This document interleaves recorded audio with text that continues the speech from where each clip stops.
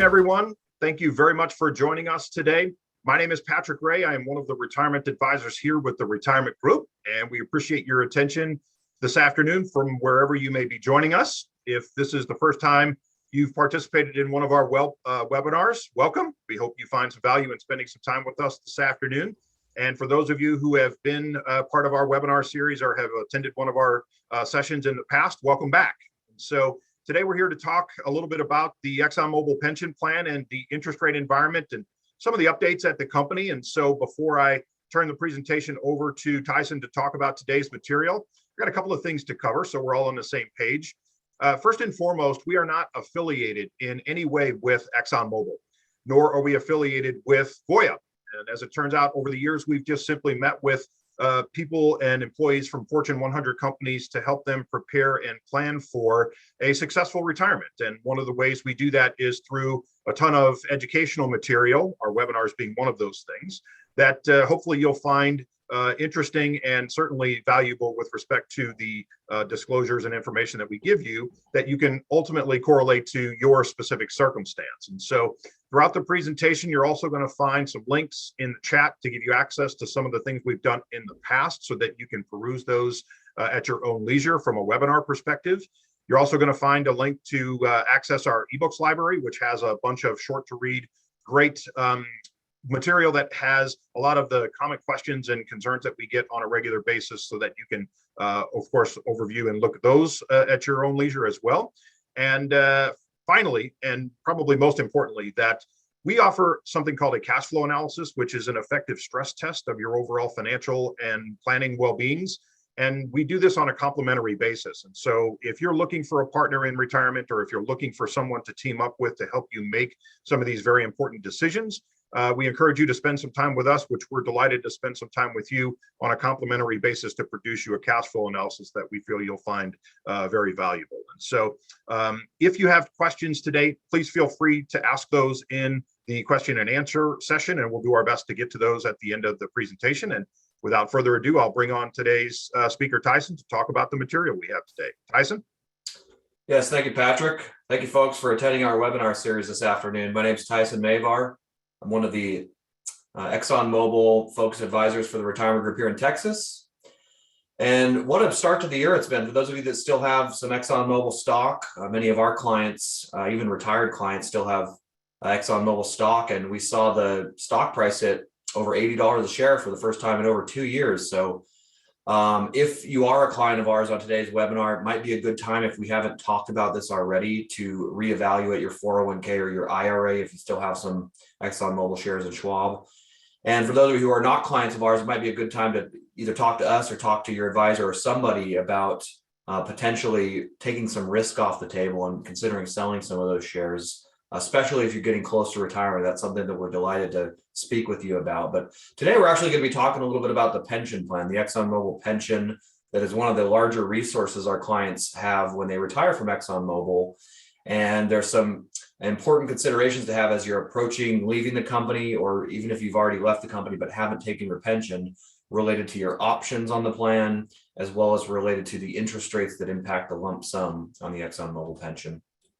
A little bit more about our company. If you are not familiar with us, Retirement Group has been working with ExxonMobil employees for close to 30 years, helping people transition into retirement successfully, making sure they're understanding their benefits plans and not leaving any money on the table with the company, not overpaying in taxes, and making sure that they have a sustainable retirement plan so that they don't run out of money in retirement, first and foremost.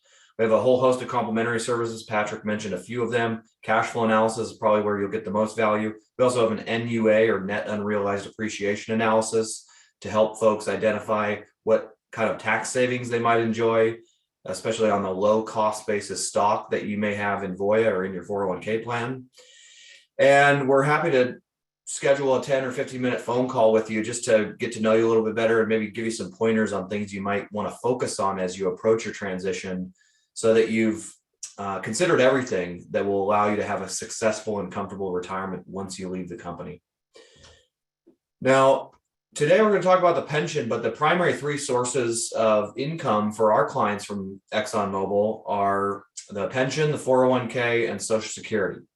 Now, it's possible you may have taken the initiative to set up some outside accounts other than just the benefits plans at ExxonMobil, perhaps a Roth IRA, a traditional IRA, maybe a non-qualified brokerage account, maybe some cash in the bank. All of these play an important role.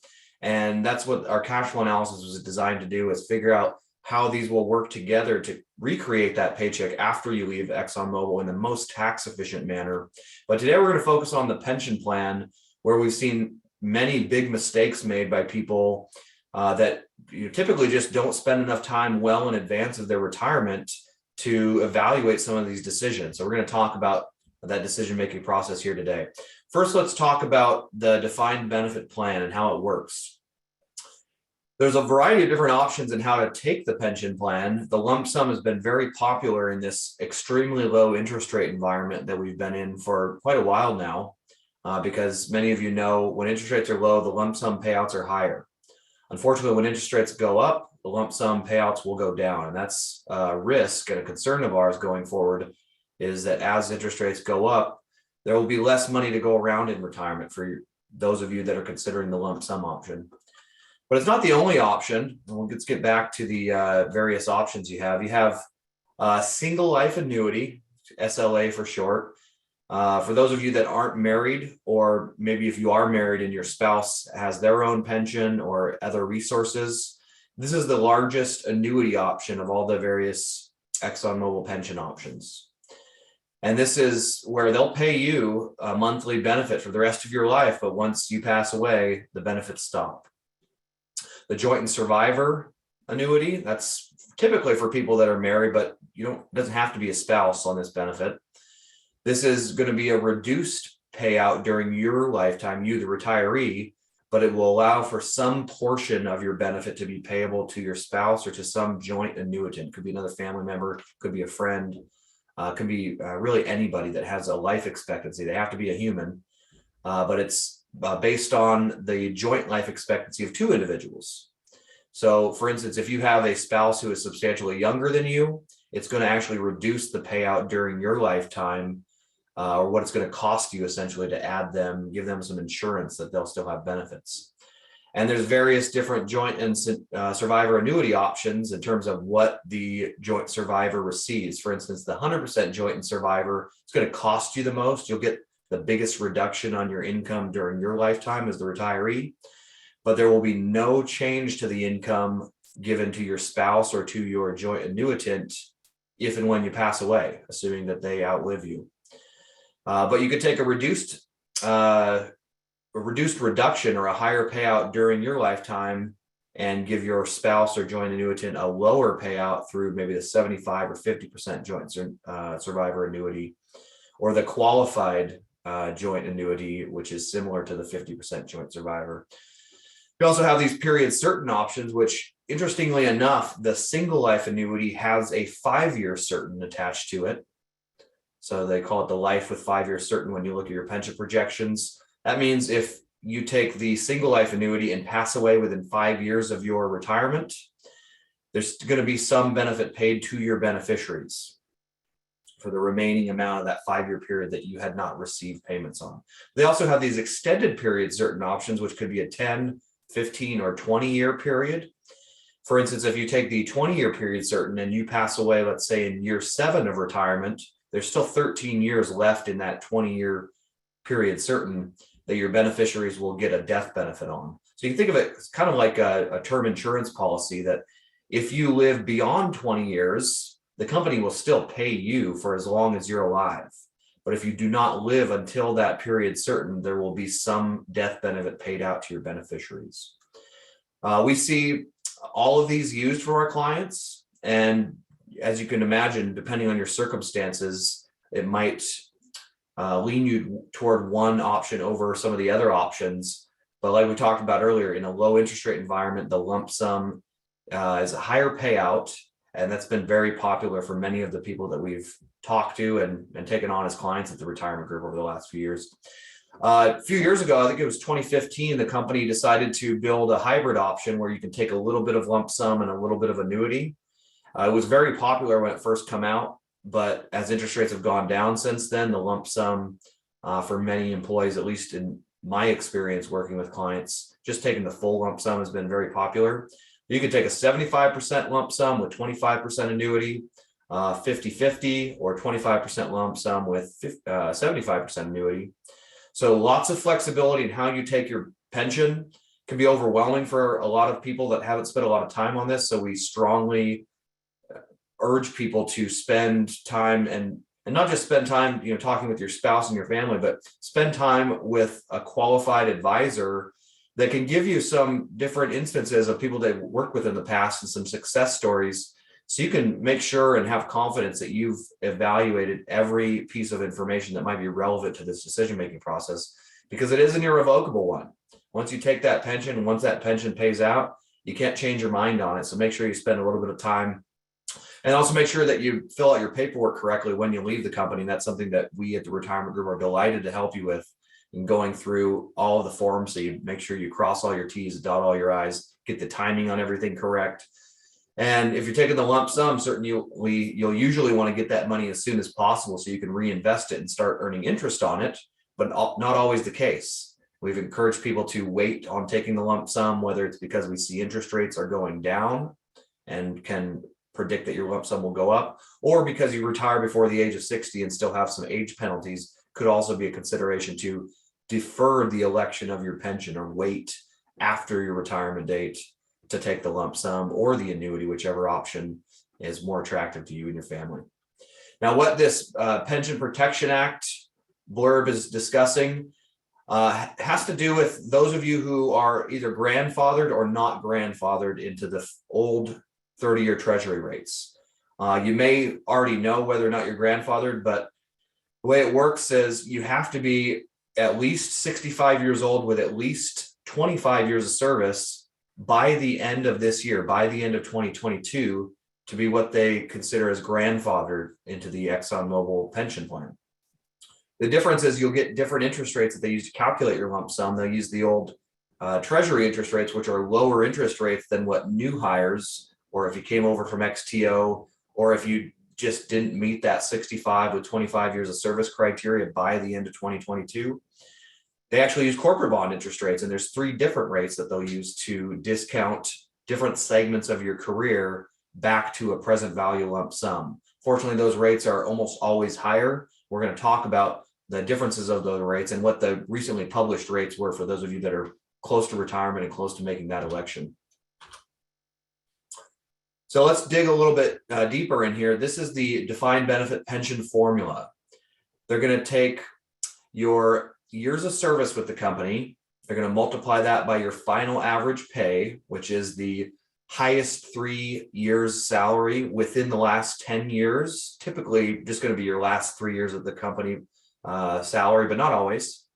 They're going to multiply that by 1.6%, and then they're going to reduce your annuity payout by what they call a Social Security offset, which is a portion of your projected age 62 Social Security benefit. For instance, if you're projected to get $2,000 a month from Social Security at age 62, they're going to reduce your pension by up to $1,000, up to 50% of your projected age 62 Social Security benefit.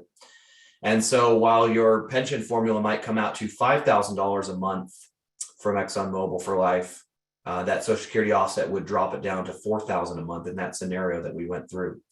Now, as it turns out, the company doesn't always get your projected Social Security amount correct because they don't talk to the Social Security Administration. They use a government prescribed formula to back into what your likely Social Security benefit will be. But because they're wrong sometimes, they are over projecting your Social Security benefit and in some cases under projecting your pension. And if you, in your evaluation, find out that this is the case, they will accept your Social Security statement to allow you to get a higher pension payout. Now, one of my clients in West Texas was able to increase her annuity payment by, I believe it was about $800 a month. Not a bad increase per month. And I had another client that was able to increase his lump sum by $38,000 one time because they were substantially over projecting their Social Security benefit amounts. Now, you have to be careful, though, because you wouldn't want to tell the company if they were underestimating your Social Security benefit and thereby overestimating your pension plan, you probably want to keep that a secret to keep that extra money. And you first have to do a good evaluation and figure out whether or not it makes sense to submit your Social Security statement to the company and if it's going to have a positive impact on your pension. Of course, we're very excited to help you with that evaluation, even if you're not a client. So let us know if you think that might be you. But the point here is that we want to pick the best time to leave the company and the best way to leave the company to maximize what we walk away with, to have either the biggest retirement paycheck possible, the highest probability of success in retirement, and potentially the highest or best estate plan possible if we're considering leaving some money to causes that are important to us or to children, grandchildren, or other individuals that happen to be important to us. Now, normal retirement age is actually age 65 at ExxonMobil, but as it turns out, you can retire at age 60 and get 100% of your pension payout. You can even retire before age 60 and wait to take your pension to get a 100% payout. There's also some instances where you may retire before age 60 and not want to wait all the way until age 60 to take your pension. For instance, the age penalty is about 5% per year after you turn age 55 until you get to age 60. So if you retire at 55 and take your pension right away, you'd only be taking 75% of what you would have otherwise received at age 60. You could wait until 60 to take either the lump sum or the annuity, or a combination of both of them, and your pension will be growing by about 5% a year, effectively guaranteed by the full faith and credit of ExxonMobil. However, the one exception to that is if you're taking any portion of your pension as a lump sum, even though your pension will be growing because you will be aging out of penalties throughout that time, your pension could also be shrinking because interest rates are going up. So there's a bit of a balancing act and some moving parts that we want to be aware of. And even though you could be earning 5% because you're a year older, if you waited to take your pension, you could be losing 10% because interest rates went up maybe just about 1%.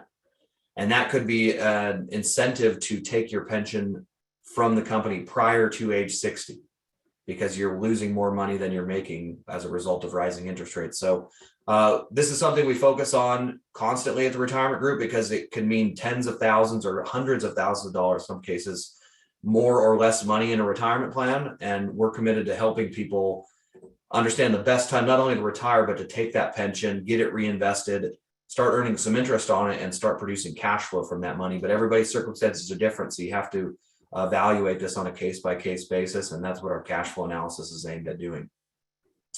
Now, earliest you can take your pension is 50, but only if you're on a disability situation. And if you do not reach the magic criteria of 55 years old with at least 15 years of service, you're going to have a substantially reduced payout, but you will get at least some form of a pension as long as you have at least 5 years with the company or you retired at or after the age of 65. You'll get what they call a vested pension. It just might not be that great of a pension unless you reach the 55 plus 15 criteria. So typically a good benchmark doesn't mean everybody should wait until that criteria is met. But for most people we've talked to, that's the minimum age and service criteria you'd want to meet before leaving the company. So here's an example of those age penalties we talked about. And let me see if we can zoom in here. You can see if we have your age at 55 or 59, excuse me, when you leave the company, your age penalty reduction is 5%. Every year prior to age 60 that you take your pension, it's going to increase that age penalty by 5%, up to 25% for somebody who leaves right when they turn 55. And this is not an annual figure. This is actually a monthly figure. So you would have, let's say you left at 55 and a half, it would be about a 22.5% discount. So you don't have to wait that full year to get the age penalty reduction. Every month you continue to wait on it, it's going to improve your pension payout based on those age penalties. And then for somebody who is on a disability situation, you can see the age penalty reductions go even further. So a lot of considerations here, whether or not you're disabled, on not only when to retire, but also when to take your pension to truly maximize what you're walking away from the company with. Now, this is a really important slide. This has to do with the interest rates and how they affect your pension and what's happened over the last few months and last couple of years, actually. So what we're looking at here, these segment rates, first, second, and third segment, those are for the non-grandfathered employees who are using the corporate bond interest rates to calculate their lump sum. Now, the way ExxonMobil observes these interest rates for non-grandfathered employees is they're going to look back at the 4th and 5th month prior to the quarter you're commencing your benefit, not the quarter you retire, but the quarter you are starting your pension payout. And of course, these only affect the lump sum payout. The annuity payouts are not impacted by interest rate fluctuations, but the portion of your pension you take as a lump sum is. And so I'll give you an example here. We didn't know what the second quarter lump sum recipients would be using as interest rates until the December interest rates were published, because December is the 4th month prior to the second quarter, and November is the 5th month prior to the second quarter. These were published, I believe it was on about January 21st. It's usually about the 3rd week of the month, or the 1st month of the quarter. The IRS publishes these interest rates, and then ExxonMobil sometimes takes a couple days to update the pension modeler on EDA or on the benefits website. So what they do is they take the average of the December and November interest rates, and that's what we've put here as the quarter 2 2022 blended rates, which were 1.09, 2.72, and 3.09. Those are the average of December, November rates. That's what, if you retire and commence your benefit in quarter 2, so that could be April 1st, May 1st, or June 1st would be the quarter 2 possible commencement dates, which would mean you'd have to leave the company and take your pension within that time frame. Or if you had left the company previously, you would have had to wait to take your lump sum. You can see that these interest rates, at least on the first and second segment, are higher in quarter 2 than they were in quarter 1. Third segment rate was the same, coincidentally, which means that for people that are using the corporate bond interest rates or the non-grandfathered employees, chances are that the increase to the interest rates had a slight reduction on your lump sum because of the first and second segment. And it's also important to know that the second segment interest rates carry the most weight in this calculation because they affect the most years of the future cash flow discounts back to a present value lump sum. So we focus most on the second segment rates, but all three have an impact. And it could be that you still made money on your pension, even though interest rates went up. And that could be based on your salary, your added service with the company. But something else to keep in mind is after you've met the age penalty criteria, after you reached age 60, typically your pension's not going to grow as quickly. And it could be, your lump sum could be going down even if interest rates are flat. That's because there's a life expectancy element to this calculation, which means the older you are, the less money the company has to give you as a lump sum. And the reasoning behind that is because your life expectancy is shorter. Had you taken the annuity, they wouldn't have to pay you as many annuity payments given a expected life time frame. So the older you get, the less they give you as a lump sum as well. That's why many of you, if you're in your early to mid 60s, you may see your pension going down, even if you're still working at the company, and also could be a timing consideration of taking the pension. You can see here the grandfathered interest rates, which are based on the 30-year treasury. They actually will look back to the second quarter prior to the quarter you start your benefits. So second quarter lump sums are based on third quarter 2021 treasury interest rates, and they actually take 95% of the average treasury interest rate. So they even give you a little bit more of a increase on your lump sum by not using the full treasury rate. And then they round it to the nearest quarter of a percentage point. That's why it's always going to be some function of a quarter of a percent. Now, we also posted quarter 1 2020 interest rates back here, as well as quarter 1 2021, which were very, very low interest rates. You can see how low these rates were, 1.25% for the grandfathered rates compared to 1.75. And we'll just look at the second segment interest rate. It was 2.27 versus where it is today at 2.72. almost a 50 basis point increase, which means potentially 0.5%, or excuse me, a 5% drop in your lump sum as a result of these rising interest rates. So you can see there's a lot of moving parts here. One of the things that I encourage people to do is run lots of scenarios in your pension modeler, different retirement dates, as well as different assumptions on what interest rates are doing, especially if you're a few years out from retirement. Model an assumption of interest rates going up 1% or maybe even going up 2% to see what that does to your lump sum. And you can see how severe of an impact these interest rates will have on your lump sum. And it could be a consideration to leave the company sooner if you're losing money in your lump sum faster than or at a rate that's close to what you're earning in salary and other benefits. Or it may be an incentive to save more in your 401k plan, especially since the match is back on your contributions to the plan. Or if there's nothing you can do about it, if you just can't afford to retire and you're seeing your pension lump sum drop, could be a consideration to consider taking part of your pension as an annuity, maybe all of your pension as an annuity, or at least get ready to be able to take either of those options with an uncertain interest rate environment in the future. Or maybe just plan to spend a little bit less in your retirement. If there's a possibility you may have less money than we originally planned based on current interest rates, we may need to have more money in other areas. So all of these things are discussed and put a plan in our cash flow analysis with the uncertain future of taxes, of inflation, of where interest rates are going to be and how that pertains to your lump sum. So if you haven't done so yet, I strongly encourage everybody to take advantage of this complimentary cash flow analysis we do for anybody at ExxonMobil, even if you're not yet a client. And it also gives us an opportunity to tell our story in case you do work with an advisor in retirement. We would certainly be delighted to tell you why you might consider that, our value proposition. And so when you're going through this evaluation of who to work with in retirement, at least you have one name in the hat of a company that has a very long track record of working with ExxonMobil employees through their retirement transition and throughout their retirement.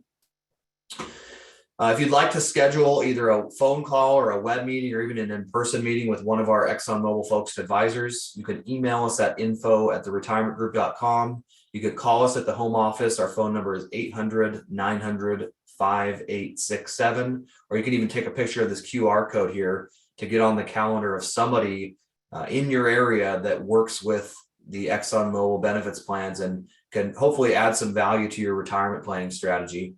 And then also we have a LinkedIn page where we update content such as these webinars that we're filming today related to different decisions that you'll have in this retirement planning process from ExxonMobil, as well as keeping people up to date with what's happening with the interest rates and also changes to the benefits plan. I encourage everybody that has a LinkedIn page to follow us there to make sure that you're not missing out on any important upcoming content. With that, we're going to wrap it up for today. Appreciate everybody's time. I'm going to pass it back to you, Patrick, for any closing thoughts or any last minute housekeeping issues that I might have overlooked. Yeah, thanks, Tyson. We actually have a number of questions that are great questions. So let's get right into these. Question number one, if I terminate at 62, can I still get 100% of my pension if I don't take it until 65? Great question. So that individual, they left the company at age 62. They've satisfied all the age requirements. The question is, why are we waiting to take the lump sum? Or the annuity for that matter. If we wait to take the annuity, we're just giving up income for every month we wait to take it. If we wait to take the lump sum, it's possible we're doing that because we know interest rates are going down in the future, and therefore we can predict our lump sum will be going up. In fact, that's the only reason I can imagine somebody would wait to take their pension beyond age 60 is because interest rates are going down. On the other hand, if interest rates are going up, your lump sum will be going down. And furthermore, the longer we wait to take that pension, the shorter our life expectancy is. So our pensions are going to be going down for that reason as well.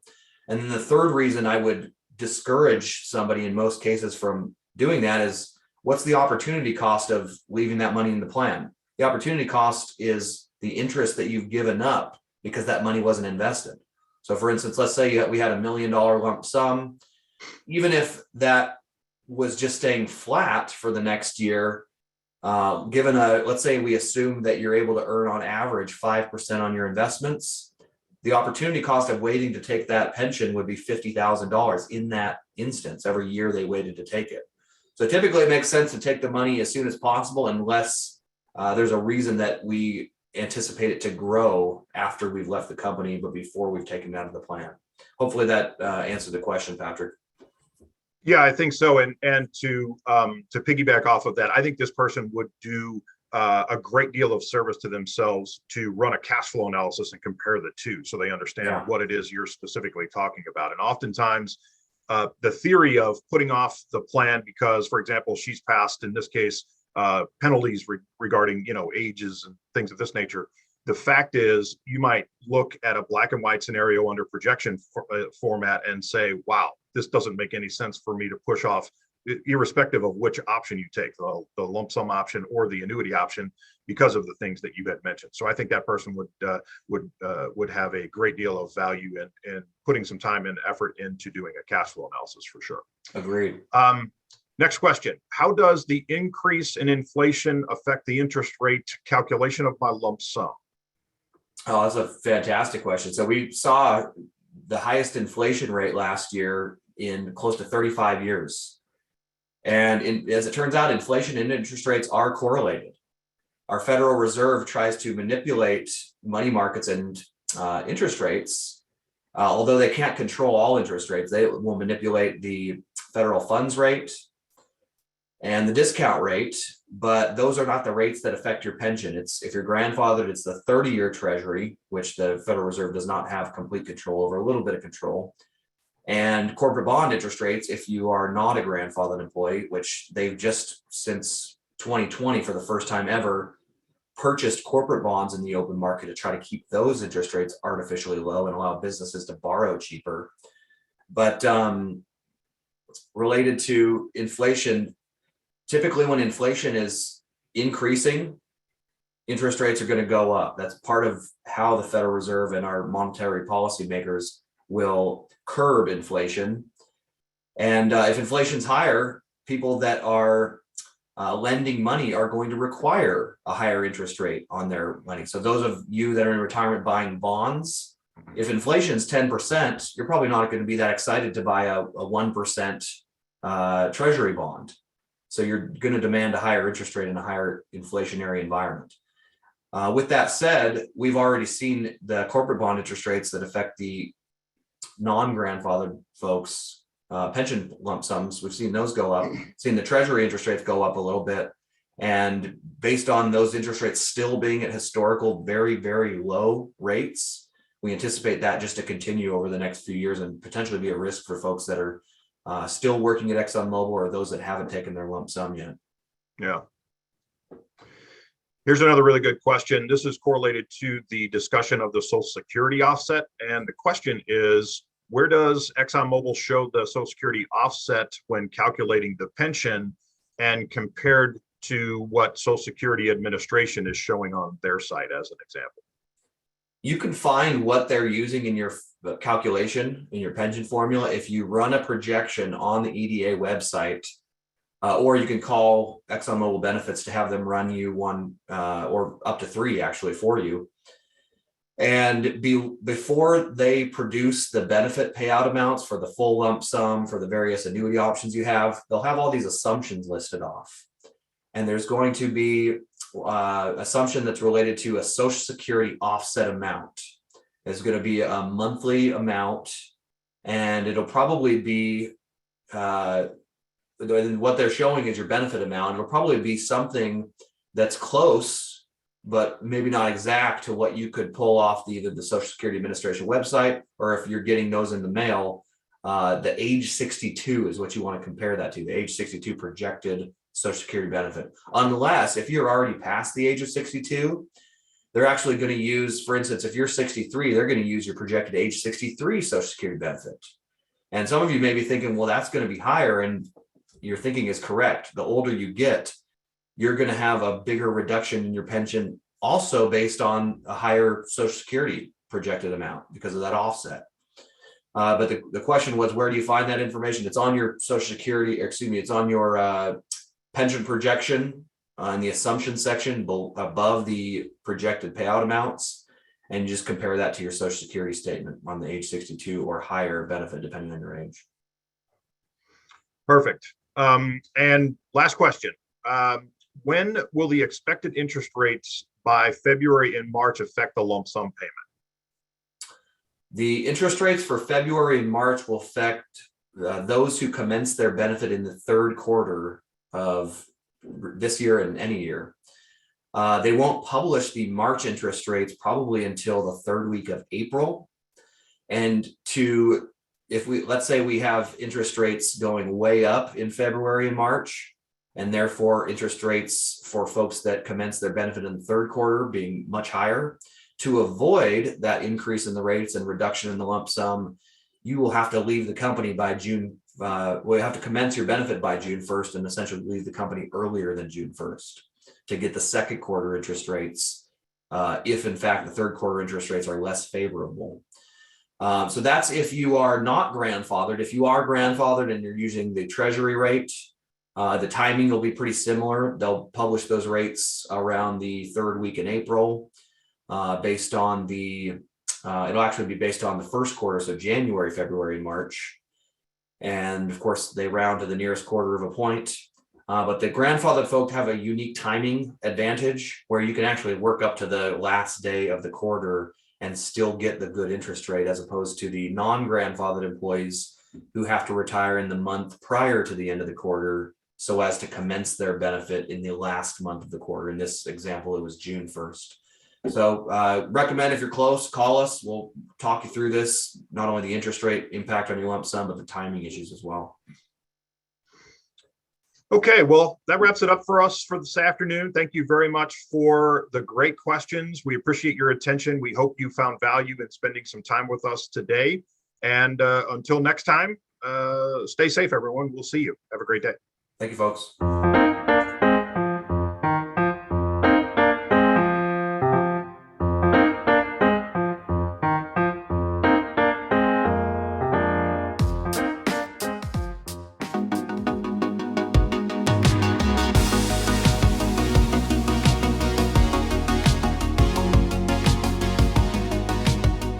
Hello and good afternoon, folks. Thank you for joining our webinar series today. My name is Tyson Mavar, one of the retirement-focused advisors for ExxonMobil employees here in Texas for the retirement group. And on today's webinar series, we're going to go over some of the most common mistakes that we've seen ExxonMobil employees make and that we've tried to help employees avoid as they approach their transition from ExxonMobil. We're going to talk a little bit about tax strategies, talking about the benefits plans and interest rates, and some of the important issues that we've found that most employees should consider as they approach the point that they're leaving the company, to have the most money possible and the least risk of running out of money as possible. Those of you who aren't as familiar with our company, the Retirement Group's an independent financial planning organization. We work with corporate employees throughout the country, and ExxonMobil happens to be one of the companies that we've helped many employees retire from over the last 30 plus years that we've been in business. We hope that if you choose to work with an advisory group in retirement, that we're high on that list after you've had an opportunity to speak with us. And I'll also talk to you throughout the presentation about some of the complementary services that we have for employees prior to retirement that we found are very helpful in understanding the issues better and making better choices throughout that planning process, so that, again, you just have as much money possible to go around after you leave ExxonMobil. We also have a questions box. If you have any questions, feel free to ask them. We'll try to get to them throughout the presentation. You can also call us at the home office if you have any specific questions or would like to schedule a 15 to 30 minute web meeting or conference call with one of our ExxonMobil focused advisors. We'll do our best to get you on somebody's calendar that's a convenient time for you. And ultimately, there's a whole host of different analyses we have available for employees. The cash flow analysis is probably our most popular and what I believe to be the most important.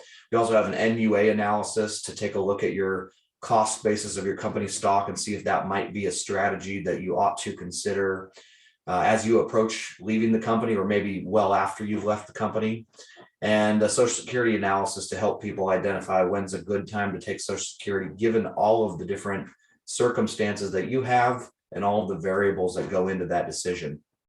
If you are not following us on LinkedIn yet, I encourage you to, as we repost these videos and have a whole host of different recorded videos that we've done over the last few years on some of the most important retirement strategies for ExxonMobil employees. So the QR code here, if you take a picture of it, it'll get you a link to our LinkedIn page, or you can follow us if you'd like to. So we're going to talk about quite a bit today. There's been some changes to the tax code that have affected retirees, and specifically ExxonMobil retirees. We're going to talk a little bit about that. And we'll talk about the benefits plan, some of the mistakes that we've seen employees make, and also some retirement distribution strategies, how that's changed over the years and our philosophy in that, and things you ought to consider depending on your situation and where your assets are held and the different types of accounts you have money after you leave ExxonMobil. So first, let's talk about the Secure Act. Required minimum distributions are something that the IRS imposes on us. It used to be at age 70 and a half. Now it's at 72. This is when you have to start taking money out of your retirement accounts, and you have to start paying taxes on those accounts at ordinary income rates.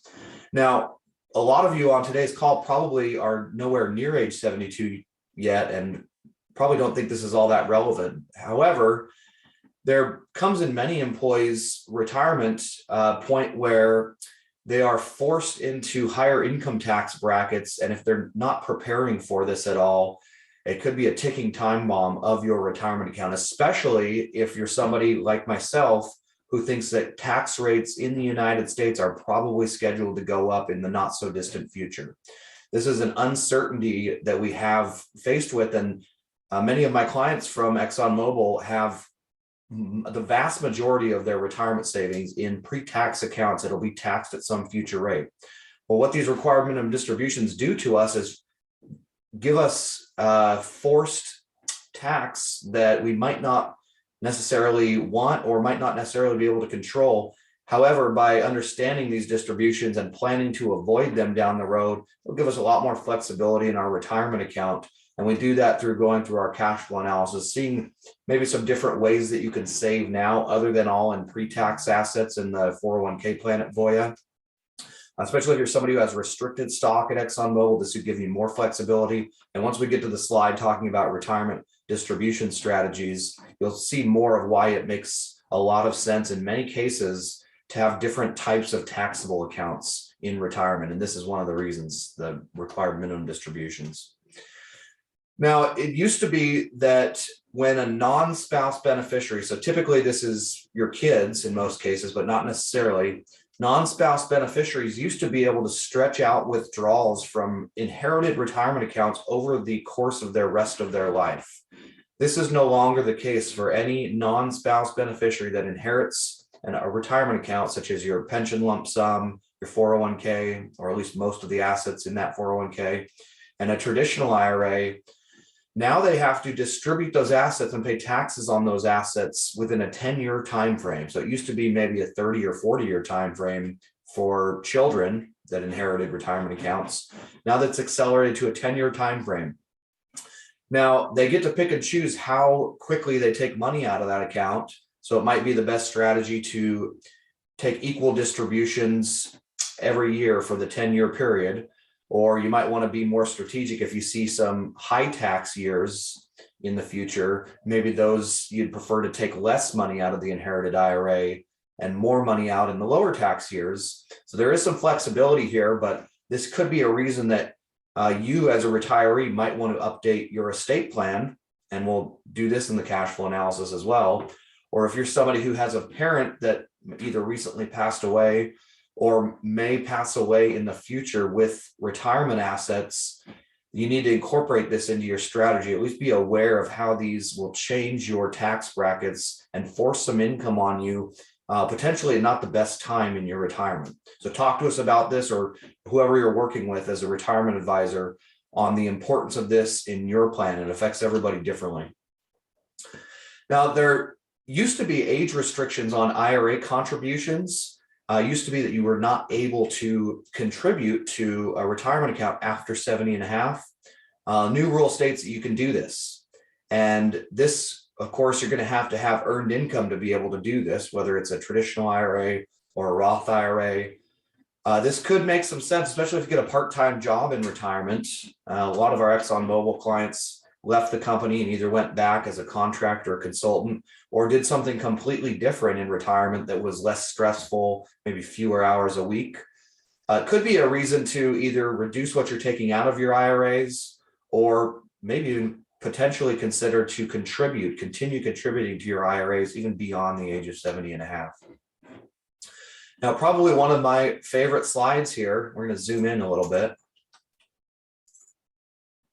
First, we'll look at the ordinary income tax rates for 2022. Most of you know that these change pretty much every year, not just the thresholds at which you need to stay within to maintain a marginal income tax bracket, but also the tax brackets changed only about 4 years ago, 5 years ago. And we expect these to continue to change. They might lock them in for a few years at a time, but tax reform is one of the constants that we see in the United States, with changing regimes in Washington, D.C., and changing deficits and national debt amounts. We'll probably be seeing some higher income tax brackets. So you want to put this into your plan in an expectation so you can prepare for potentially harsher tax environment in your retirement, and that may change your ideas on how to contribute to your 401k now and how to start distributing your assets in the early years of retirement, maybe even considering some Roth conversions, especially in the early years of retirement. We have a question that just came in. Before we get back to this, I'm going to ask this and answer this question. How much time do I have before interest rates start significantly reducing my pension? Well, I'm actually going to go back to that one once we get to the pension interest rate slide, because I think it will make more sense once we look at the current interest rates and start to visualize where those could be going and what the impact's going to be short-term and long-term on the lump sums. Before we do that, let's talk also about long-term capital gains rates. So this is if you sell an asset for more than you bought it for, such as ExxonMobil stock, for instance, and you held that asset for more than a year. Hence the long-term capital gains. If you held it for less than a year, it'd be considered a short-term capital gain and would fall under these income tax brackets.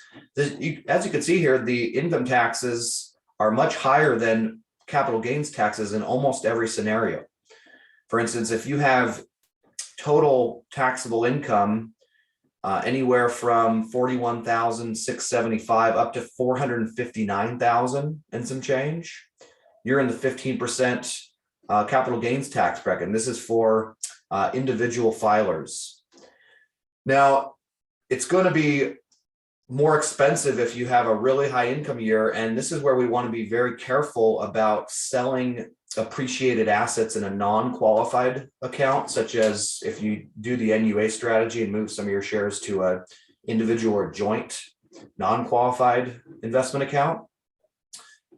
And this will play a role in your distribution strategy. If you have some appreciated stock that you need to sell to create income, we want to be careful of how much income you have so as not to force you into a higher both income tax bracket and capital gains tax bracket. Something else a lot of people don't realize is if you have income as a married filer, joint filer over $250,000 in any given year, your capital gains taxes go up by 3.8%. This is called net investment income tax, or NIIT.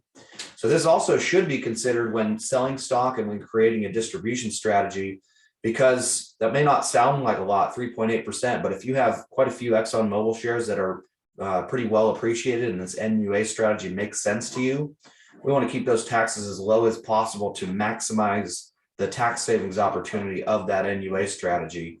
And so you can see there's a lot of moving parts here, and we have to be very careful about not only selling assets, but choosing which account to pull from in retirement. And this is why a lot of people choose to work with a skilled team of retirement distribution experts, so they don't overpay in taxes, as well as so that they get to protect and grow their money as best as possible through the investments. Another question came in: how will inflation affect my pension if I choose the annuity option?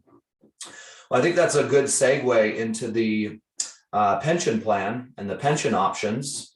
And let's see, we have a slide that's coming up here. I want to talk about this one, but let's talk about this. Inflation will affect both your pension lump sum and annuity option. Many of you know higher inflation is correlated with higher interest rates. And many of you also know that higher interest rates is correlated with lower lump sum payouts. And this is both for grandfathered and non-grandfathered employees. So regardless of when you started your career, where you started your career, even if you started at XTO, your lump sum is going to move inversely with interest rates, and rising inflation is likely to come with higher interest rates and lower lump sum payouts. We've already seen some of the highest inflation in about 40 years just last year. And we've already seen the interest rate start to creep up. In fact, the second quarter interest rate is higher than the first quarter interest rate for most employees, meaning you're probably losing some money on your lump sum going into the second quarter. Wasn't too bad in this next quarter, but this could very feasibly continue to happen every single quarter. And we'll probably see an even larger spike in future quarters than we saw from this quarter to next quarter. So it's definitely something you want to be aware of. The way that inflation affects your annuity option is, of course, because your annuity is not adjusted for cost of living increases, meaning that if your annuity is projected to be $5,000 a month for the rest of your life, 30 years later, you'll still be getting the same $5,000 a month. And that $5,000 a month might only buy you half as much as it did when you retired, or even less, 20 to 30 years down the road. So inflation, not great for either the lump sum or the annuity. But what a lot of people have done in recent years is given an assumption that interest rates will be higher, bonds and fixed income assets will pay more in the future. This is one of the reasons the lump sum has been very, very popular in recent years as an ability to hedge against inflation and help our assets grow at a rate that's at least consistent with the rising prices, and hopefully even more than what our cost of living is increasing over the course of our retirement. There's a really good slide. I didn't want to skip this one. We're going to zoom in here to show you these are state income tax rates that are in addition to federal income tax rates by state. And so it's not necessarily where you made the money. In fact, it's not where you made the money. It's where you withdraw the money from your retirement account. So where you reside in retirement. I have some clients that reside in multiple states, but more recently I've been seeing clients, and many of my clients retire here in Texas, but leave the state of Texas. And my question is always why, because it's one of the more favorable states. You can see all these states in white do not tax income. And most states do tax income, some at higher rates than others. So our best advice is, if you can avoid it, avoid living in the states that are in dark blue and try to err toward the states that are in white or light blue, because it could mean hundreds of thousands of savings in tax dollars throughout the course of your retirement. And in our cash flow analysis, we also will help you compare retiring in two different states. I had somebody that was considering leaving Colorado and moving to either South Carolina or Tennessee. Tennessee, of course, has no state income tax. South Carolina does, but it's not nearly as bad as California or New York. And you could see that they had less money, but in their case, it wasn't enough to convince them to not move to South Carolina, which was their ideal state of choice to retire in. All right, we had some tax changes recently come out, as well as some proposed tax changes that we will probably see some of come to fruition. So let's talk about some of those. Current changes, a lot of them were due to the pandemic and unprecedented stimulus by the federal and state governments to support the economy. A Consolidated Appropriations Act of 2021, the American Rescue Plan, these were multi-trillion-dollar bills that were unfinanced, meaning that we're going to have to pay for them eventually, but they did have some support in helping our economy get through the pandemic, and also helped the stock market maintain pretty well through the end of 2020 and throughout 2021. We had deduction and credit phase out adjustments happening, plan changes to alternative minimum taxes, AMT, as many of you know. Not everybody falls under these, but some people do, and it forces you to have to pay an income tax even if you don't have a whole lot of income. There's changes happening coming up in the future. There's going to be changes to retirement plan distributions. In fact, this actually happened just this year, that they decreased the percentages, meaning that your required minimum distribution likely decreased if you're already taking required minimum distributions. But as many of you know, those increase every year as we get older. So if you start at, let's say, close to 4%, a couple years later, you're going to be forced to take out about 5% per year, and that number just continues going up as you get older. CARES Act provisions, some of them expired in 2020. Many of them actually expired. Some of the advantages that we had in 2020, such as the deadline changing, our ability to borrow money from IRAs and 401ks and withdraw money prior to 59 and a half. Those expired at the end of 2020. And we have long-term care insurance premiums changing. Much of this is due to more people needing long-term care, and therefore it being more expensive for insurance companies to offer, and now more expensive to those of us to insure through the premiums that we pay. Health savings accounts, rules on those have changed in terms of contributions and some of the advantages of health savings accounts or HSAs. And then flexible spending accounts, those are the ones that it's use it or lose it. If you do not use those funds in a given year, you won't be able to roll them over into the next year, but the limits are higher. And for those of us that have a lot of medical expenses, in some cases, those can be great ways to save for healthcare expenses. Now, some of these proposed changes, many of you remember tax rates were a little bit higher prior to the 2017 tax reform. They're looking at going back to Obama era top tax rates of 39.6%. Not a huge increase. They're 37% now, but it's certainly not favorable for those of us that are in that tax bracket or might be several years in our retirement. Taxing long-term capital gains as ordinary income. We saw how favorable the long-term capital gains rates are in a previous slide compared to ordinary income rates. That could not potentially be the case forever. Taxing unrealized capital gains at death. This is essentially getting rid of the step up in cost basis that we currently enjoy. So for those of you who don't know, if you inherit an appreciated asset that's not in a retirement account, the capital gain that was enjoyed in the original owner's lifetime disappears, and the cost basis gets stepped up to the value on the date of their death. Of course, you'll have future capital gains taxes on any future appreciation, but this is very possibly going away in the not so distant future, and it might be a reason for you to reconsider your estate plan for those of you that have highly appreciated assets in your retirement plan. We talked about NIIT earlier, applying 3.8% also to passive, active pass-through business income. This is just another increase in taxes to increase tax revenue to help to pay some of the bills that we've accrued in the last couple of years through this pandemic. Extending the enhanced child tax credit. This is a benefit for mostly for lower income families. Making the relief package changes permanent. This is also having to do with many of these credits for lower income families, and to make expanded health insurance premium tax credits permanent. So a lot of proposals on the table, folks. We're going to be following this. And as soon as these reforms start to come out, you better believe we'll be talking about these in our webinars, because it could, again, mean more changes to how you're saving, when you ought to retire, and how you create the distribution strategy in a retirement plan. All right, so let's talk about some of the rules. We had some good questions earlier on the pension plan. This is the slide I was referring to.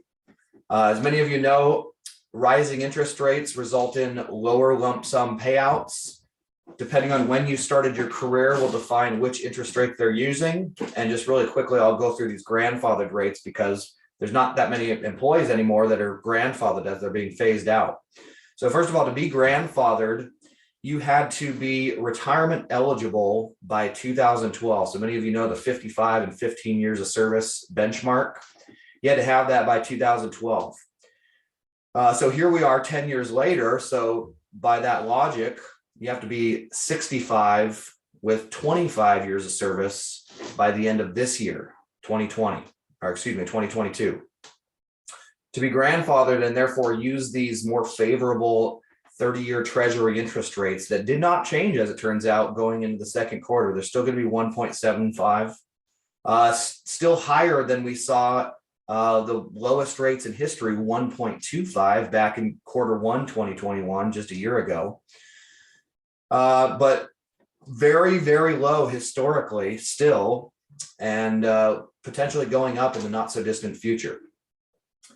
These rates, they look at 2 quarters prior to the quarter you commence your benefit. So it's not related to your retirement date, it's related to the day you start your benefit, which is not always right next to each other. So for instance, you could retire by March 31st, commence your benefit April 1st. And there's a special rule for grandfathered employees where they'll let you keep the previous quarter's interest rates. However, most employees fall under these non-grandfathered provisions, which have their lump sums calculated based on corporate bond interest rates. And to get the first quarter interest rate, so this is for all you XTO employees and anybody who's not 65 with 25 years of service by the end of this year, you actually have to retire by February to commence your benefit by March 1st to lock in the first quarter interest rate. Because if you retired in March, your earliest available commencement date would be April 1st, which as it turns out, it is in the second quarter. And so this is why timing is everything with this decision, especially if you're taking all or even just a portion of your pension as a lump sum. So what do these rates actually mean? Well, we have the first segment, which is based on short-term corporate bonds and is discounting the future annuities from years 0 through 5 of retirement. Second segment rate based on intermediate term corporate bonds and is discounting years 5 through 20 of your future annuity payments back to a lump sum, which as you can see is 3 times more relevant than the first segment rate. And then the third segment rate is discounting years 20 through life, which, if you're retiring at 55, your life expectancy is probably in the mid 80s. So you have about a 30-year life expectancy, which would make this segment worth 10 years. The older you are, the less relevant this third segment becomes, however. So this is why there's a lot of moving parts and everybody has different combinations of age and service. It's really helpful to use the online modeler that you can access through EDA without your PIN number if you have a work laptop, or you can access through the benefits website. However, you do need a PIN number to get in through that one. And we spend a lot of time with our clients as they approach their retirement date to figure out when's the best retirement date, when's the best commencement date, which might be several quarters after their retirement date, or maybe even several years after their retirement date. And also which pension option makes the most sense given your circumstances. It might not always be a full lump sum, even in this low interest rate environment. An important rule of thumb to remember here: every 1% increase to interest rates is roughly a 10% drop in your lump sum. And this is a function also of your age. The older you are, the less severe that impact is. Usually for a 65-year-old, it might only be an 8% drop in the lump sum for every 1% increase to the rates. Whereas for a 55-year-old, it might be a 12% drop in the lump sum for every 1% increase to rates. We just had a question coming here. So if I terminate at 62, can I still get 100% of my pension if I don't take it until 65? This is an interesting question. Great question. At 62, you are past the age penalty benchmark of 60, so you're getting 100% of your pension. However, remember, there's a life expectancy function of the lump sum calculation, and the older you get, the less the company has to give you in a lump sum. So I can't imagine why you would be deferring your pension lump sum or annuity from 62 to 65. The annuity, it's almost a no-brainer to take it right away, and there could be some tax implications that we'd want to look at. But the lump sum, the only reason you'd want to defer it is if you see interest rates going down in the future, driving your lump sum up at a faster rate than your life expectancy decrease is driving your lump sum down. So you can see there's a lot of moving parts here, but in most cases, if you're already age 60 when you retire from the company, it doesn't make sense to defer either the lump sum or the annuity, because on the lump sum, not only are you losing ground to your life expectancy, but you should be earning some interest on that money as soon as possible, rolling it over to an IRA or your 401k and investing that money. And on the annuity, the longer you defer it, you're just giving up payments. You're wasting a monthly payment for every month you defer it. But if you're under 60, there could be some incentive to defer the pension until potentially age 60, unless we see a rising interest rate environment. A lot to remember. Typically, when somebody retires from ExxonMobil, if they're taking a lump sum, they'll roll that over to a traditional IRA. They can roll that over to their 401k. Typically, the only reason you would do that is if you're not yet 59 and a half and need some penalty-free income prior to 59 and a half. You can do that through the post-55 distribution strategy, which is part of the IRS code 72T.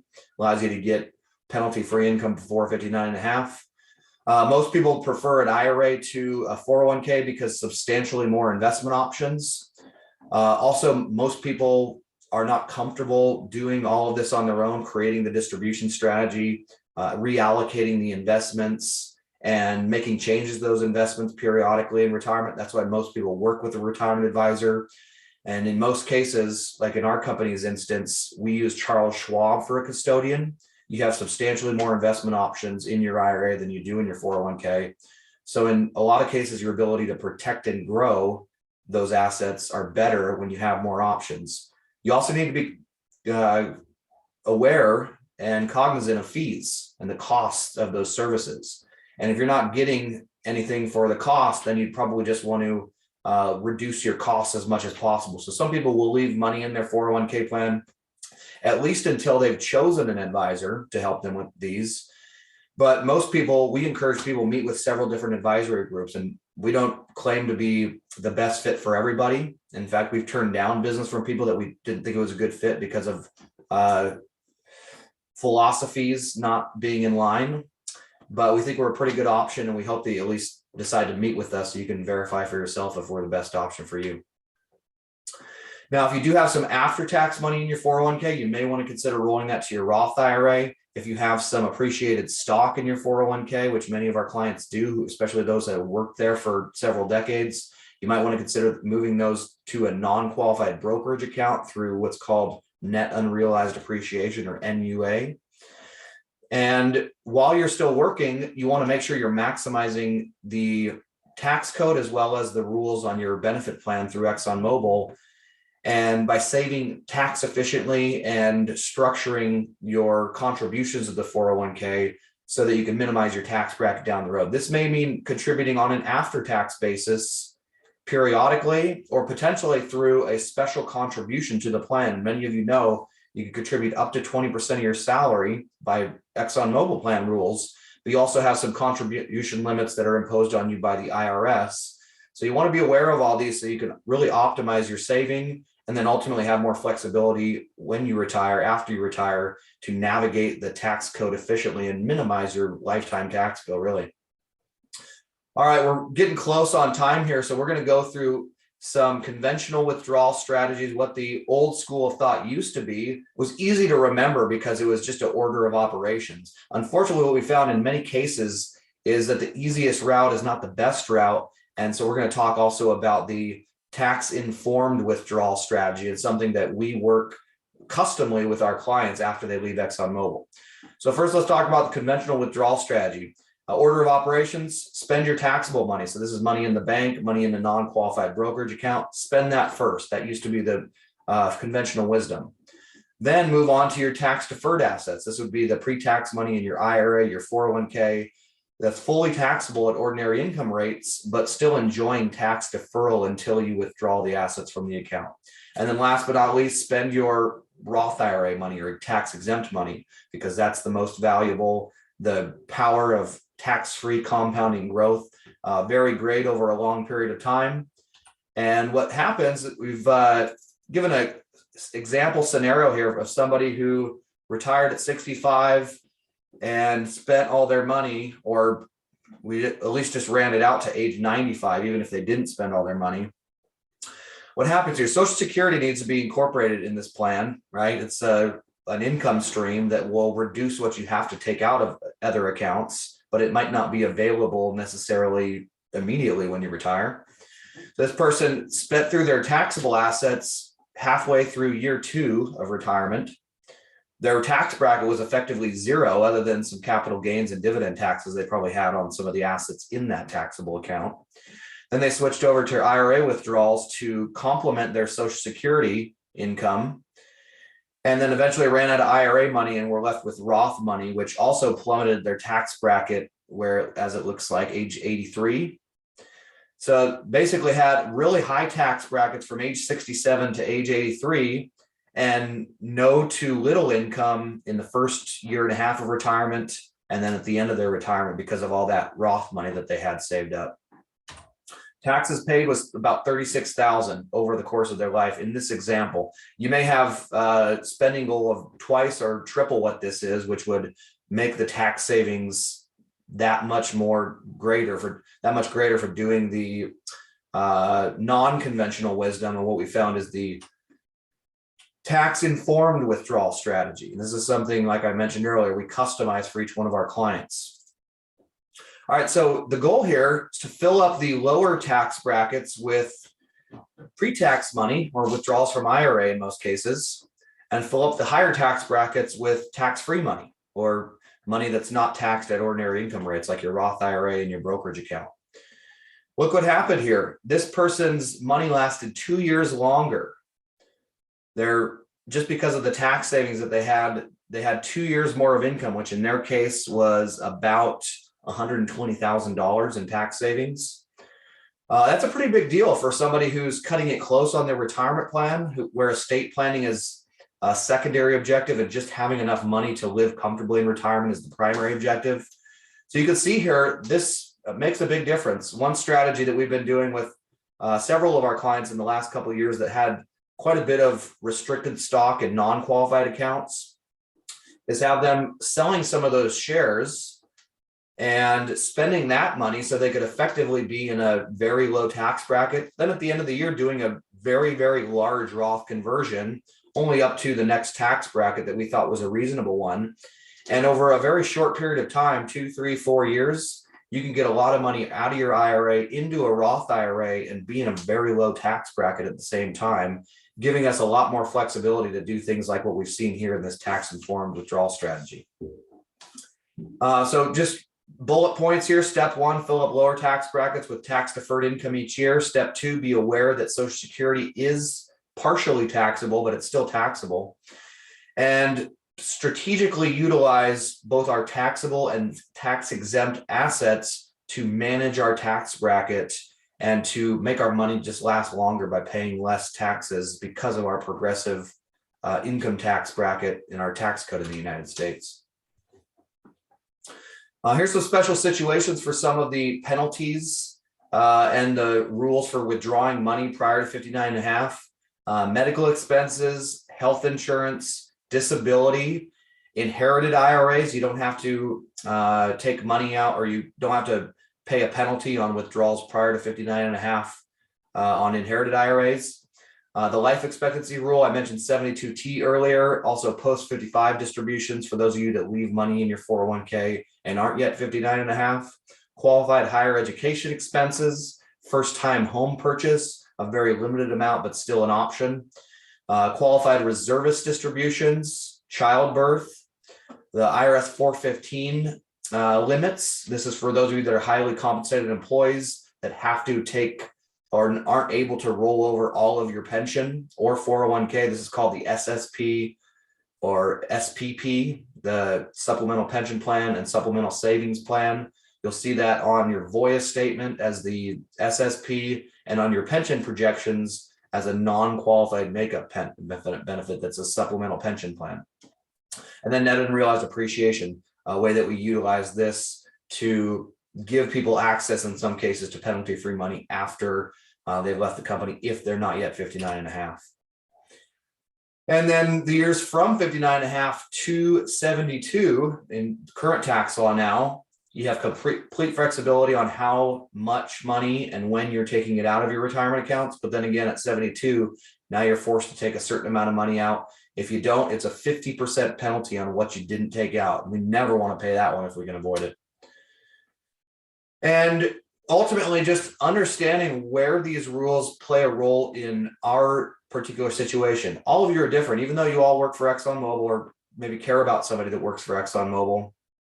You're going to have different circumstances, different amounts of money that you save, different tax bracket status, different ages at which you're retiring, different values, people that you are responsible for taking care of in retirement other than just yourself.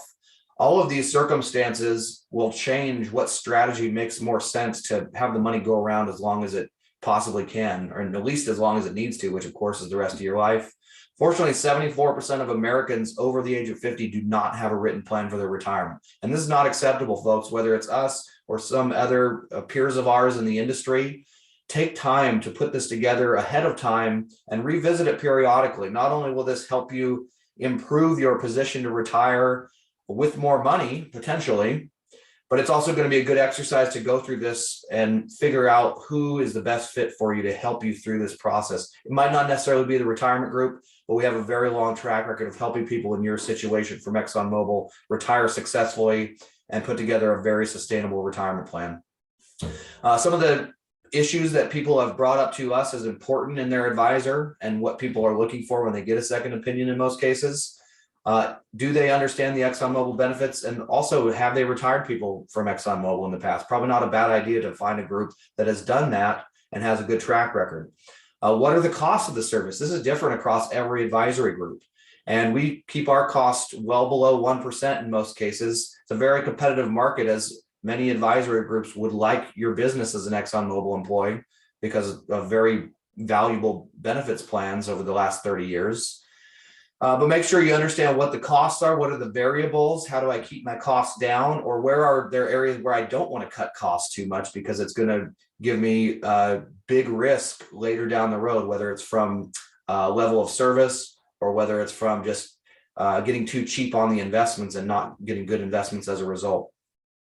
Are they working with an experienced team? We have a very good long track record team that helps me and the other representatives that actually talk to clients do better at what we like to do, which is talk to clients. But make sure that whoever you work with not only has an experienced team behind the scenes, but also has a deep roster of advisors in case your advisor retires during your retirement or just happens to leave the industry for whatever reason. And ultimately asking, what do you offer? What do I get for what I'm paying your group? I think is a reasonable question to ask. So whether it's help like we talked about with the tax distribution strategy, the investment plan, what's the company's philosophy and how's it done over the years? And also, what do you know about the ExxonMobil benefits? If you talk to a few groups, you'll probably learn pretty quickly who knows the benefits plans best. And that might be one of the boxes that you want to check as you're selecting who's going to help you through this process. So you can have confidence you're not going to make any mistakes. And then, like we talked about that complementary cash flow analysis, we don't charge anything for it because that's how we grow our business. Even the people that do that with us that don't end up becoming clients, we usually get a lot of referrals from those same people and have developed some pretty good relationships over the years for doing that. So don't pay for this because there's a variety of groups that'll do it for you complimentary, and you probably want to get several done, even if it's showing you the exact same information, which usually it's not, but even if it was, just going through the exercise of having somebody review that with you, it's going to tell you a lot about that group and the individual who's presenting it to you and asking you questions about the importance of your retirement. So take us up on it, folks. No cost other than a little bit of your time. If you'd like to request that cash flow analysis or just ask some specific questions to myself or any of my coworkers that work with ExxonMobil employees, you could call us at the home office, 800-900-5867. You can email us at info@theretirementgroup.com.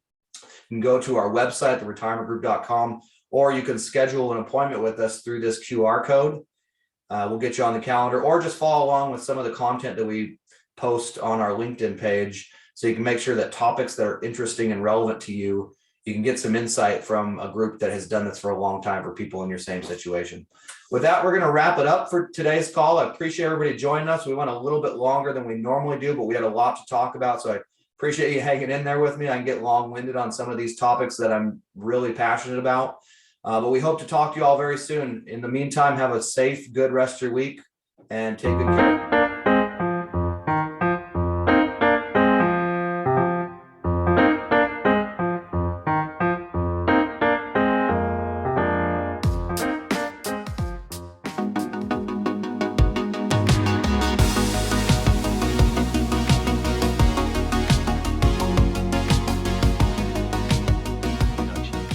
Again, my name is Wesley Boudreau, one of the financial advisors here with the Retirement Group. Today we're going to talk about some changes, and we're going to review the ExxonMobil 401k savings plan. Some of the changes that took place last year have been reinstated. And we'll also talk about some potential changes we could see in the future, not just the Exxon 401k plan, but 401k plans across the nation if the Build Back Better plan does get instituted. Before I get started, I just want to remind everybody that the retirement group, even though we do a lot of extensive work with ExxonMobil employees, we're not employed by nor are we affiliated with ExxonMobil. And throughout the course of this, if you have any questions, there is a Q&A box. Go ahead and put your question in there. For limited time today, we may not be able to get to everything, but we'll be happy to follow up with any questions you have by reaching out to you. And there's also a chat box in there, so if you want to follow along, we'll be posting some information as far as how to get in touch with us, how to schedule a meeting with myself or one of the other advisors, as well as if you'd like to fill out a survey to let us know how we're doing, if there's any suggested topics or changes we should look at as well. And also if you want to reach out to us on LinkedIn, that's the best way to kind of follow us and get updated information on the ExxonMobil plans as they change, and also talk about the pension plan, interest rates, and things like that as well. So before I get started, just to remind everybody who the retirement group is. Again, we are an independent financial advisory firm that focuses on working with corporate employees and helping them transition into retirement. We've been doing this for just shy of 30 years. We've been working with ExxonMobil for a lot of that time as well. And by doing that and working with a select few companies, it allows our advisor to have a deeper understanding of your specific benefits plans inside and out, so we can hold your hand through that transition, making sure that you don't make any common mistakes we see from time to time. And with the Exxon plan, there's a lot of mistakes that can be made, and a lot of times even Voya makes those mistakes too, so we need to be very careful about, as you transition, how to do so appropriately so you maintain your stock, you reduce taxes, and things like that as well. And one of the best ways to do so and understand if you can retire and transition appropriately is by running a cash flow analysis. This is something we provide complimentary, so if you haven't taken us up on it before, give me a call. We'll be happy to go through some questions and put that together to show you what your best retirement date may look like, and look at alternatives, and show you not just how it looks like now, but how it looks in 10, 20, 30 years down the road as well. And then also we've got offices throughout the country, so rest assured if you need to sit down with somebody face-to-face, even in these times, we can still probably accommodate that, but otherwise you can reach us on the phone, or we can set up webinars to get business done as well. Now, as you transition to retirement, there's kind of it's a big process for a lot of individuals. It can be daunting. So we've come up with a kind of a quick checklist just to keep in the back of your mind for that transition process. And at the end of the day, this is something you can do on your own, but we do recommend working with an advisory firm to kind of tie everything together that has experience in doing this, especially with companies like ExxonMobil. But first and foremost, you need to make sure you're comfortable with the actual transition process and comfortable with the investment strategy that you or the company you're working with puts together for you. So what I mean by that is there's two comfort levels, and you also have to have your emotions, understand your emotions essentially. We can run through that cash flow analysis and tell you, financially speaking, whether you can retire now or a later date, and give you kind of the A-OK that, hey, it's good to retire.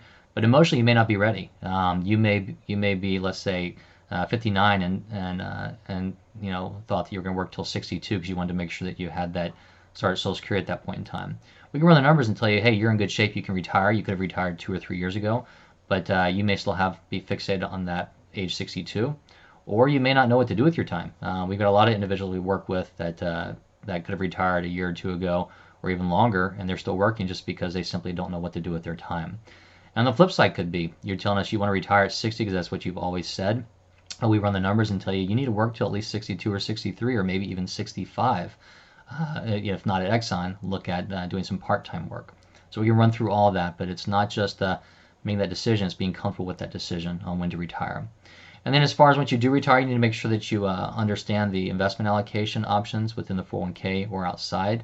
You want to focus on hopefully decreasing your risk and volatility, because let's face it, you don't have those years ahead of you anymore to make up for market corrections. You're now on a distribution strategy, not a contribution strategy, so it's very important to understand that. And then one of the best ways to actually do that is we need to focus on helping you increase your retirement income.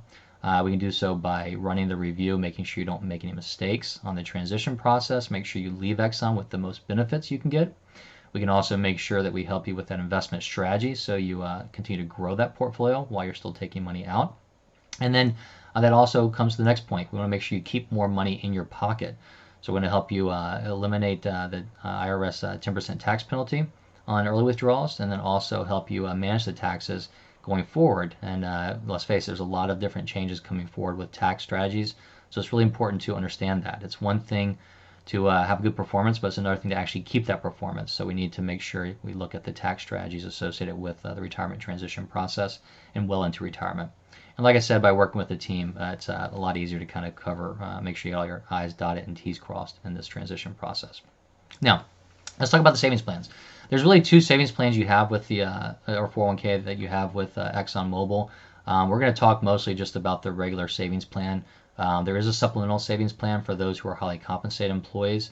If you have questions on that, you do get your statement on there. Give me a call. I'll be happy to kind of walk you through it and let you know kind of the pros and cons and the ins and outs on the distribution strategies associated with that. But we're going to talk more about the regular savings plan that you have right now. Every employee will have. So first and foremost, contributions to it.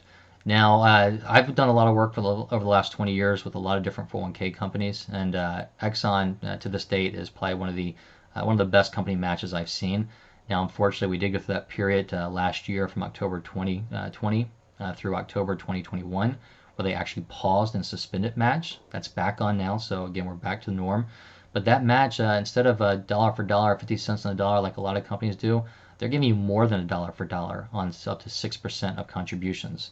So if you make up to 6% contributions, they will actually give you a 7% matching. So you're putting 6% in but getting 13%. So this is very, very good. Now there are limitations we'll talk about in a moment as far as the investment strategies or investment options there, but that helps them keep the cost down. Where I also would go out on a limb and say I think ExxonMobil probably has the cheapest 401k plan out there amongst all 401k plans as well. Now, on top of the 6%, you can also put in an additional 1% at a time, up to 20% contributions into your 401k, and you can make those contributions to the pre-tax, after-tax, or the Roth 401k options. The pre-tax is the classic allocation, in which case you make a contribution, you get a tax deduction this year on your taxes, and so eventually when you retire and take that money out, the contribution plus any earnings will be taxable. So you save taxes now but pay more later. The after-tax, a lot of individuals have taken advantage of over the year, is more kind of like a savings account, if you want to call it that, through the 401k plan, where that same contribution, maybe you make a $10,000 throughout the course of the year. Let's say you make $100,000 and you put in 10%. So in that example of that pre-tax, it looks like you only made $90,000 for the year because you get that deduction. But the after-tax, you still put the $10,000 in, but you don't get a deduction. So you are actually paying tax on that full $100,000 for this year. But that $10,000 in that 401k, that cost base is going to remain that same.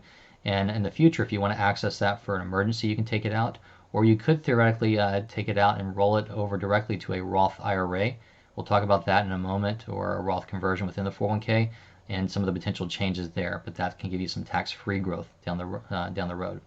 Now that after tax, once it goes in there, that 10,000 example I gave you, the cost base is tax-free, but the growth on it is going to be taxable as it grows. So let's say it grows from 10,000 to 25,000 over the next 15 years. That 15,000 of growth will be taxable eventually, but the 10,000 cost basis will not. Now, if you put that 10,000 in a Roth 401k, then all the future growth on there, assuming you stay, for 5 years and you're over 59 and a half in the plan, then you're going to actually see a tax-free growth on that $10,000 in that example. So there's pros and cons to all these. Just give us a call. We'll be happy to kind of run through those with you as well. Now, we talked about the match. That 7% on the 6%, just keep in mind, most of you there hopefully have worked for beyond 3 years and you plan on working for longer than 3 years. Exxon's not really a short-term kind of job. But if you want to look at vesting, all your money you put in, obviously you're immediately vested for. It's your money. But the Exxon contributions, there's a vesting schedule of 3 years or age 65. So you have to wait at least 3 years before you get full 100% vesting on those contributions, that match they give you. Or if you start the company, let's say at 64 for some reason, some transition, that's only 1 year away before you're fully vested because you hit that age 65 as well. So let's talk about the Roth options that we mentioned before. There was the pre-tax contributions, after-tax contributions, and now more recently there's Roth 401k contributions you can make within there. Now, you can again make those contributions and that's going to grow tax-free for you. Now, the other thing that you can do is you can look at Roth conversions within the 401k plan, or potentially Roth conversions or Roth rollovers outside of the 401k plan into an IRA, which is where the retirement group comes into play on this as well. Now, these are some things that could be in the works to change. We'll talk about in just a moment. But let's go back to that example. If somebody puts in $10,000 of after-tax money, What they can actually do right now is they can actually roll that over directly to a Roth IRA, or convert it to a Roth 401k within the 401k plan. Now that $10,000, that cost basis, since it's already been paid, there would be no taxes on there. Now, if it's proportionate, if there's earnings on there, the earnings would be considered could be considered taxable. So that portion would actually be taxed if you were looking to make a in-plan Roth conversion.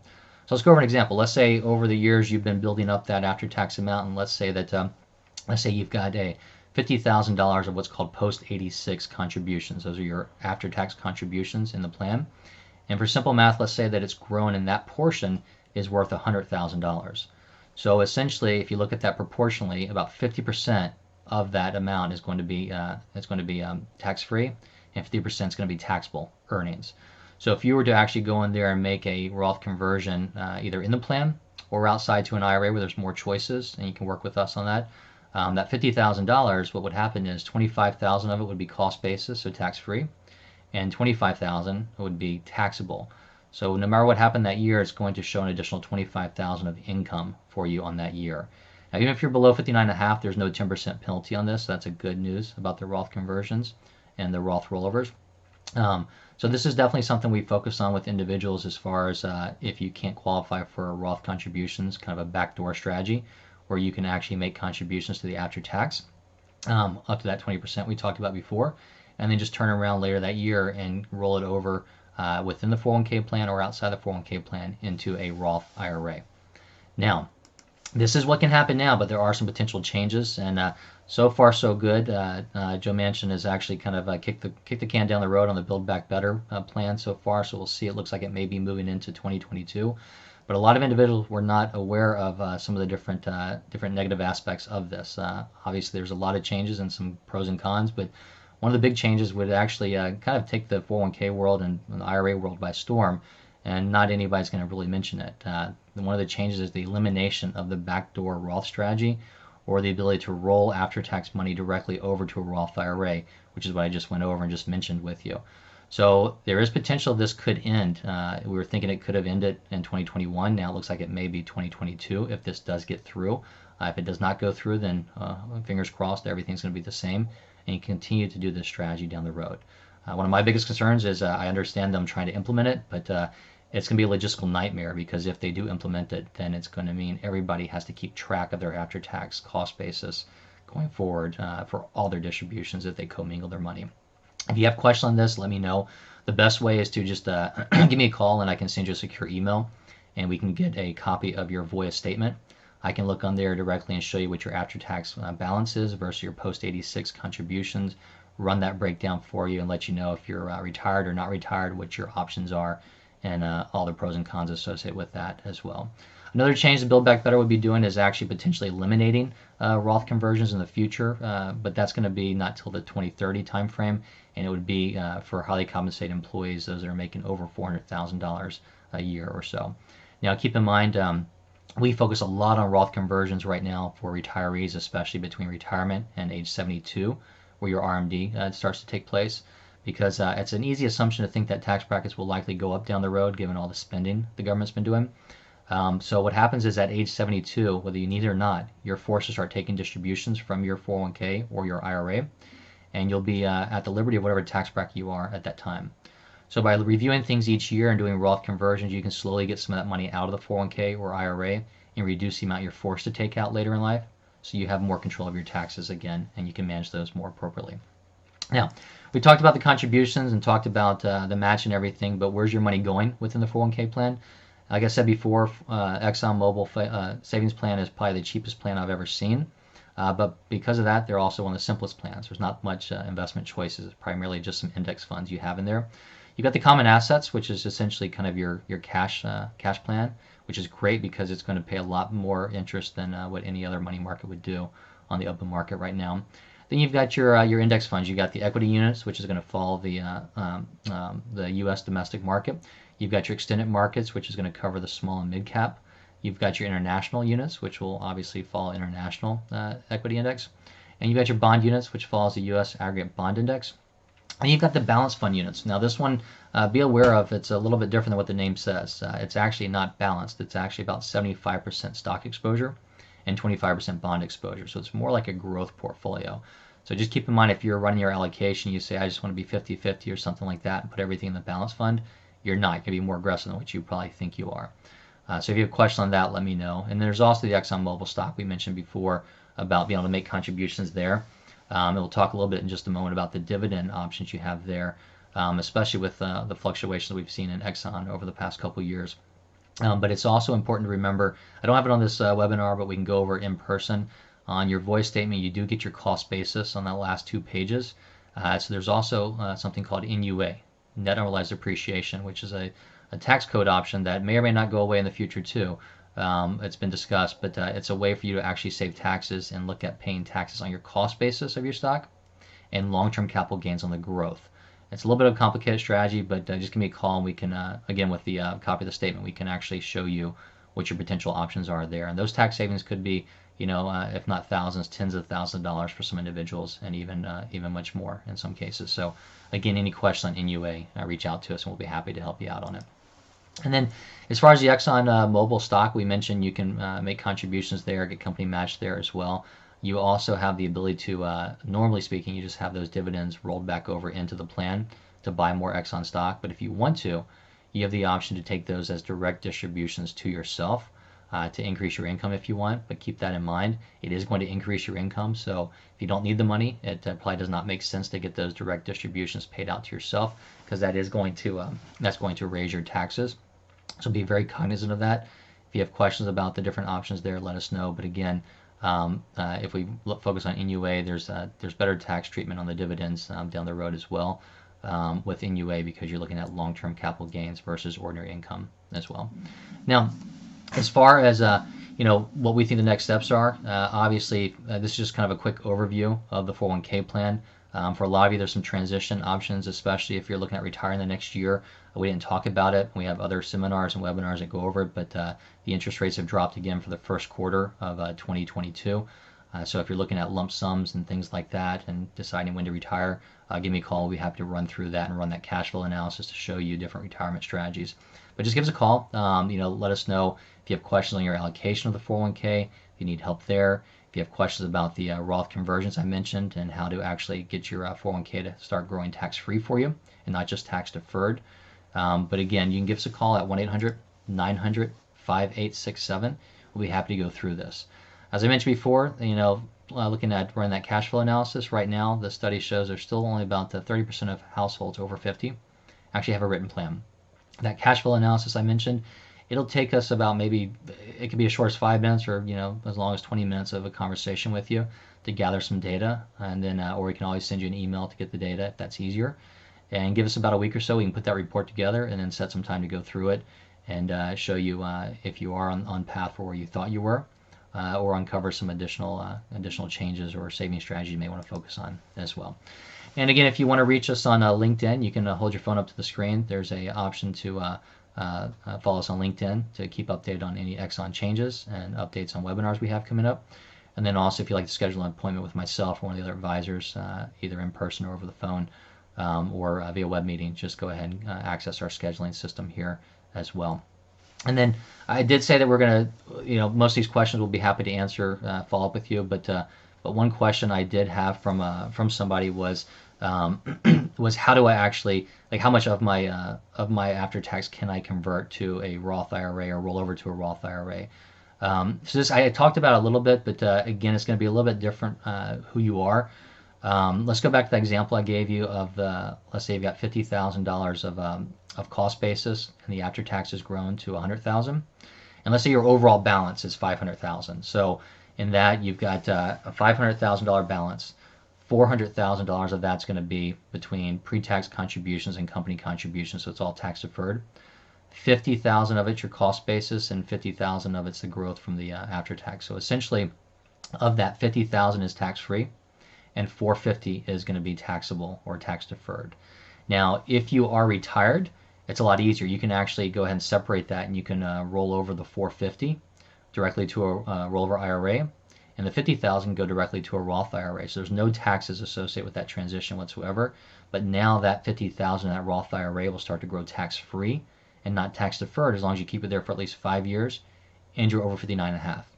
If you did nothing, kept that in the 401k or rolled it over to an IRA and didn't separate it, all the future growth on that's going to be taxable. So let's take that 50,000 example. Let's just assume it doubles in 10 years. By moving it to the Roth, that's 50 grand of tax-free growth.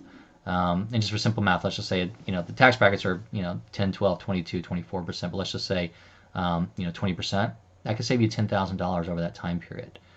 Now, if you're employed, that's a different scenario because Exxon doesn't give you much flexibility. They do let you take out up to your cost basis. They can take out up to that 50,000, but it has to come out proportionately. I think I gave that example earlier where 25,000, which is 50%, would be tax-free, and the other 50%, which is another 25,000, would be taxable. So you could move that over, but in order to do so, it has to be proportionate. So you can't do the full 50. You can take 50,000 out, but 25 will go to a Roth IRA tax-free, and 25 will go to a rollover IRA tax-free, but will grow tax-deferred. So I hope that answers that question. But again, I just want to remind everybody, if you had questions, either email us at info@theretirementgroup.com or give us a call at 1-800-900-5867. We'll be happy to follow up with you on those. And again, the Retirement Group, we are not affiliated with ExxonMobil, but we've been working with them quite extensively. So any questions you have, not just on the 401k, but on the pension plan, healthcare, and things like that, give us a call. We'll be happy to help you out. I want to thank everybody for joining me today and hope you have a happy holidays.